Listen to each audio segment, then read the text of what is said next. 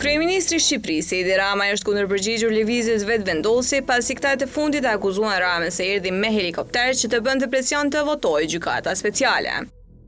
Rama me anë të një shkrimi në platformën X ka thënë se lëvizja vetëvendosje po angatron çështjen e marrëdhënieve institucionale Kosovë-Shqipëri me çorbën e balotazheve komunale. Ai shkroi: Lëvizja vetëvendosje me pas ka kushtuar një çarshaf të gjatë, ku shkruan se përpara 10 vjetësh unë pas kam qenë pro, kurse ata pas kanë qenë kundër gjykatës speciale. Ndërkohë unë e kam denoncuar farsën ndaj ashimthaçit të tjerëve kudo ka qenë rasti e nevoja, ndërsa vetëvendosja dihet se sa ka lëvizur në atë drejtim.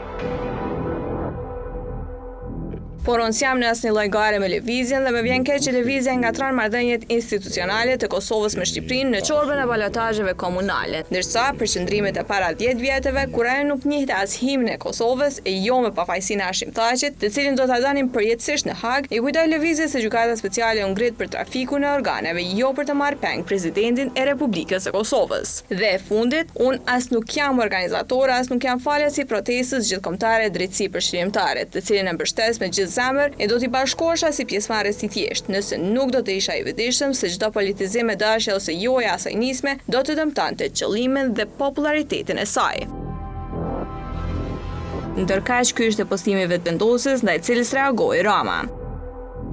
Lëvizja vetëvendosje qëndron në krahët e gjithë qytetarëve që protestojnë e kërkojnë drejtësi për ish-krerët e ushtrisë ligjërimtare të Kosovës në Tiranë. Qëndrimi im për gjykatën speciale mbetet i pandryshuar. Kujtojmë se gjykata speciale nuk erdhi vetvetiu, por nisi që në vitin 2008 nga një rezolutë propozuar në Këshillin e Evropës nga kryesuesit e deputetëve të Federatës Ruse në Asamblenë Parlamentare të Këshillit të Evropës, Konstantin Kosaçev, por që u miratua si rezolutë me propozim të senatorit Dick Marty në vitin 2011.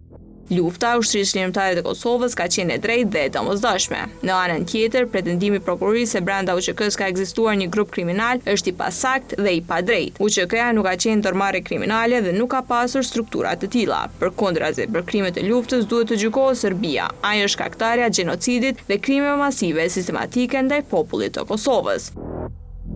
Mirë po, për ecjen tonë të sinqertë përpara si shtetës i kamp, duhet me patjetër të reflektojmë mbi qëndrimet tona karshi kësaj gjykate në kohën kur u themeluar. Reflektimi nuk është gabim, por në këtë drejtim shumë nga ata që sot dalin në kundërshtim me gjykatën speciale dje ishin lobuesit më të mëdhenj për themelimin e saj. Para se të protestojnë, këta aktorë dhe politikanë duhet të tregojnë të paktën një minimum pendese për qëndrimet e tyre të gabuara në të kaluarën. Një shembull i qartë është vetë kryeministri aktual i Shqipërisë, Edi Rama, i cili madje kishte ardhur në Kosovë në vizitë emergjente me helikopter për të bindur palët këtu që të votanin pro themelimet të kësaj gjykate.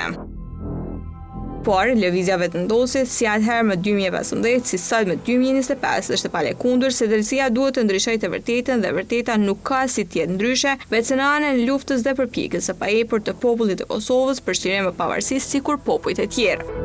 Në anën tjetër, institucionet e Shqipërisë si shtet antar i OKB-s, i Këshillit të Evropës, i OSPE-s, i NATO-s, shumë pranë Bashkimit Evropian kanë përgjegjësi dhe mundësi që këtë çështje ta ngrejnë në këto forume ndërkombëtare, aty ku flitet e vendoset për drejtësi, jo në Sheshin Skënderbej në Tiranë. Po ashtu, shtetet mike të Kosovës që tashmë gëzojnë antarësi në këto organizata duhet të bëjnë shumë më tepër për të mbrojtur të vërtetën e luftës sonë dhe për të quar përpara drejtësinë. Njëjtë siç duhet bërë më shumë në këto forume për njohjen e gjenocidit dhe gjykimin e krimeve kundër njerëzimit, krimeve të luftës që Serbia i ka kryer në Kosovën e mbar Ballkanin.